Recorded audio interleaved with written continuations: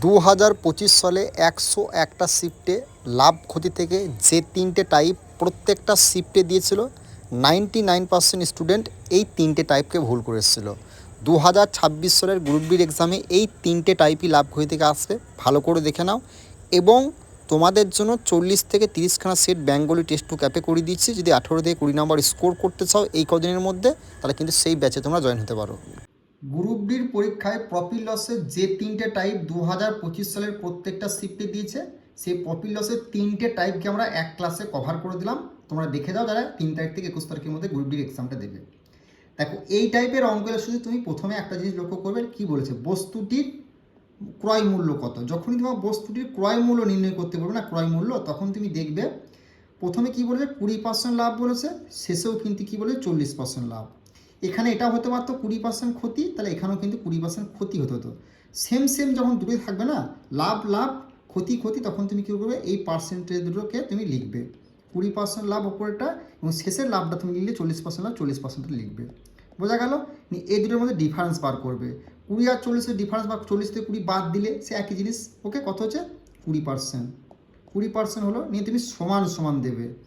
দেখো, তিনি বস্তুটি 10% কম দামে বলেছে। 10% কম দাম বলুক, বেশি দাম বলুক, যাই বলুক, তুমি যে সংখ্যাটা বলো সেটাই লিখবে। যোগ বিয়োগের কোনো ব্যাপার কিন্তু এখানে নেই। 10% কম বলে 10% কম লিখবে। বোঝা গেল?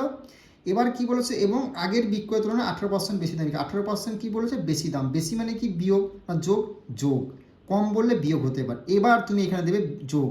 বেশি বলেছে 18 বলেছে, 18 লিখলাম। এবার তুমি কি করবে, আবার যোগ চিহ্ন দেবে। তারপর কি করবে, এই যে সংখ্যাটা আছে না, এই যে প্রথম সংখ্যাটার সঙ্গে এটা তুমি ভাগ করবে। বোঝা গেল? এটা ভাগ করলে কি হয়, দেখো, পার্সেন্টেজের মধ্যে একটা পার্সেন্টেজ থাকবে, 0 যদি কেটে দেওয়া হয় তাহলে 4 1 4 হয়ে গেল, ভাগ করলে 4% হয়ে গেল এখানে। এটা বোঝা গেল? এবার দেখো, এখানে 10% আর 4% 14%। যদি আমি এদিকে নিয়ে আসি, তাহলে 14% যদি ধরো আমি এদিকে নিয়ে আসি, তাহলে মাইনাস হবে, -14% হবে। বোঝা গেল? এখানে প্লাস আছে, মানে মাইনাস হবে, তাহলে কত হলো, 6% হলো। 6% হলো, আর এখানে প্লাসটা 18% রয়ে গেল। এটা কত গুণে আছে ভাই? 3 গুণে। 3 6 18। তাহলে তুমি ক্রয় মূল্য মানে কি, ক্রয় মূল্য হওয়ার সময় 100 হয়, 100-র সঙ্গে তুমি 3 গুণ করে দেবে, 300 হয়ে যাবে এই প্রশ্নে তোমাদের রাইট অ্যান্সার। বোঝা গেল? অপশন সি হয়ে গেল এই প্রশ্নের রাইট অ্যান্সার। আরও একবার বুঝিয়ে দিচ্ছি কী করে করবে। এই লাভ বলেছে, প্রথম লাভটা এবং শেষের লাভটা তুমি লিখলে ভাই। এটার মধ্যে ডিফারেন্স কত, 20-40 ডিফারেন্স, 40 আর 20 ডিফারেন্স হতো 20% তুমি লিখলে, সমান সমান দিলে। 10% বললে 10% লিখলে।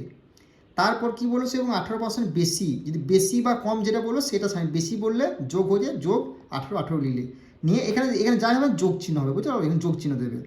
এবার তুমি কি করবে, এই 10-এর সঙ্গে যদি 40-এর তুমি যদি ভাগ করো, 10-এর সঙ্গে 40-এর ভাগ করো, 4 10 40, 4টা হলো।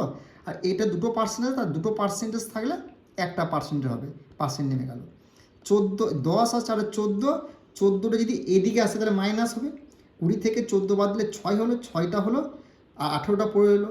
তো 6-এর সঙ্গে 18 কত গুণে, 3 গুণে। এটার সঙ্গে তুমি যখন এটা যেটা গুণে থাকবে তার সঙ্গে তুমি ক্রয় মূল্য বলে 100 গুণ করে দেবে, তোমার অ্যান্সার বেরিয়ে যাবে। ওকে, প্র্যাকটিস করবে, হয়ে যাবে। 3টে টাইপ দেখে নাও, কিচ্ছু প্রয়োজন পড়বে না। এখান থেকে তুমি গ্রুপ ডি হলে এক্সাম হলে অঙ্ক দেখতে হবে। এটা তো চ্যালেঞ্জ এবং গ্যারান্টি সহকারে বলছি। ওকে, নেক্সট অঙ্ক, এটা তোমাদের দ্বিতীয় টাইপ প্রফিট লসে। ভালো করে দেখে যাও কি বলেছে। ক্রয় মূল্য কত, সেম জিনিস, কিন্তু কিছু টাইপ আছে সেগুলো চেঞ্জ আছে। দেখো, এখানে বলছে 20% লাভে বিক্রি করা হয়, এখানে বলে 4% বৃদ্ধি পায়, লাভের হার 4% বৃদ্ধি পায়। তাহলে এখানেও লাভ বলেছে, এখানেও লাভ বলেছে, কিন্তু কি বৃদ্ধি পায় বলেছে। যখন তোমার বৃদ্ধি পায় বলবে বা হ্রাস পায় বলবে, তখন তুমি কি করবে, এই যে 20% প্রথমে সেটা আছে, তার সঙ্গে যদি এটা বৃদ্ধি পায় বলেছে, মানে 20-র সঙ্গে 4 যোগ করে সেটা তুমি এখানে লিখবে ভাই। বোঝা গেল কি বললাম?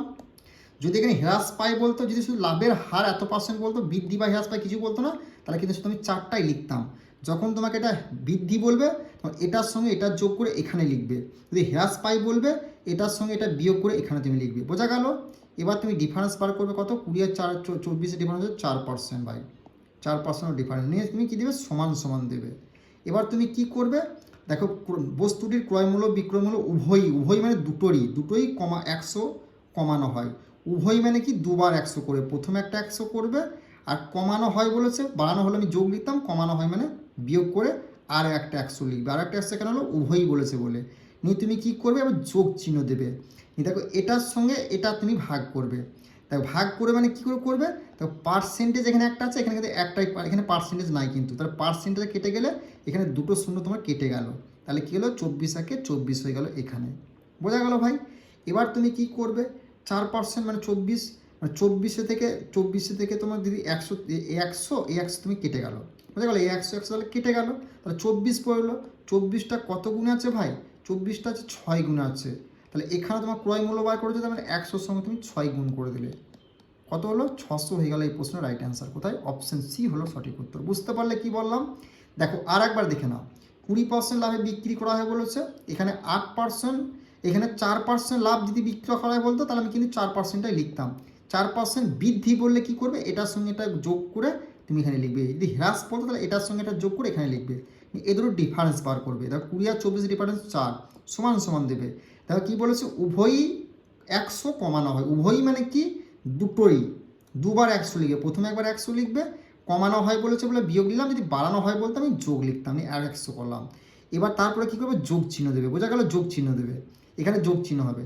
এটার সঙ্গে এটা ভাগ, এটার সঙ্গে এটা ভাগ মানে কি, দেখো এখানে একটা যদি এটা কেটে দিই, তোমার এটা যদি কেটে যায়, এটা ভাগটা তোমার আমি কী বলে, এটা কাটে নাই কিন্তু, এটা যদি কেটে যায় এটা পার্সেন্টেজটা, তাহলে এখানে দুটো শূন্য উড়ে যায়, তাহলে 1 ভাগ করে দিলে কথা হচ্ছে 24 রয়ে গেল। কিন্তু এখানে 100 থাকবে। বোঝা গেল কি বললাম? এই 100 কেটে গেল, তাহলে 24 রইল। তাহলে এটার কত গুণে রয়েছে না, 6 গুণে রয়েছে। তো এখানেও তুমি 6 গুণ করে দিলে, এক ক্রয় মূল্য বলেছে বলে ক্রয় মূল্য মানে 100 সঙ্গে 6 গুণ করে তোমার অ্যান্সার বেরিয়ে গেল। বোঝা গেল কি বললাম? প্রফিট লসের এটা তৃতীয়টাই ভালো করে দেখে যাও। কি বলেছে, ঘড়িটির ক্রয় মূল্য কত। ক্রয় মূল্য জিজ্ঞেস করলে তুমি কি করবে, যে প্রথমে যে লাভটা আছে, শেষের যে লাভটা আছে সেটা তুমি লিখবে। দেখো 20% লাভ আছে, 20% লিখলে, এখানে 25% লাভ বলেছে, 25% তুমি লিখলে। বোঝা গেল? এই দুটোর ডিফারেন্স কত হচ্ছে ভাই? 5% ডিফারেন্স, সমান সমান দিলে দেখো ক্রয় মূল্য এবং বিক্রয় মূল্য উভয়ের 100 টাকা কমানো হয়। উভয়ই যখন বলবো তখন দুটো 100 হবে। প্রথমে একটা 100 লিখলে, কমানো হয় বলেছে সেজন্য তুমি কী করলে, বিয়োগ করলে, আবার একটা তুমি 100 দেবে। বোঝা গেল? এবার তুমি কী করে, যোগ চিহ্ন দেবে। দেখো এটার সঙ্গে এটা যেটা ভাগ করে যেটা হবে, দেখো পার্সেন্টটা যদি উঠে যায়, কেটে দিই, তার দুটো শূন্য কিন্তু কেটে যায়, তাহলে 1 পড়লো, 1-এর সঙ্গে 25 যদি ভাগ করে তাহলে 25 হয়েছে। বুঝতে পারলে? এবার তুমি কি করবে, এই 100 আর এই 100 কেটে গেল, প্লাস 100 মাইনাস কেটে গেল, তাহলে এটা কত গুণে রয়েছে না, 5 গুণে রয়েছে। তাহলে এখানে ক্রয় মূল্য বার করতে বলেছে, মানে 100-র সঙ্গে তুমি 5 গুণ করে দিলে ভাই, 500 হয়ে গেলে এই প্রশ্নের রাইট অ্যান্সার। বোঝা গেল? 500 হয়ে গেলে এই প্রশ্নের রাইট অ্যান্সার। যখন তোমাকে এটা 25% লাভের হারের বলবে, বৃদ্ধি বা হ্রাস, তখন তুমি এটার সঙ্গে এটা যোগ করবে। যদি বৃদ্ধি বলে এখানে লাভের হারে, যদি তোমাকে এখানে হ্রাস বলে তখন লাভের হারে, তখন তুমি এখানে বিয়োগ, এটার সঙ্গে বিয়োগ করে এখানে লিখবে। আর যখন লাভের বেশি হবে বা কম হবে তখন তুমি কিন্তু সেম জিনিসটা লিখবে। বোঝা গেল? আশা করছি বুঝতে পেরেছো।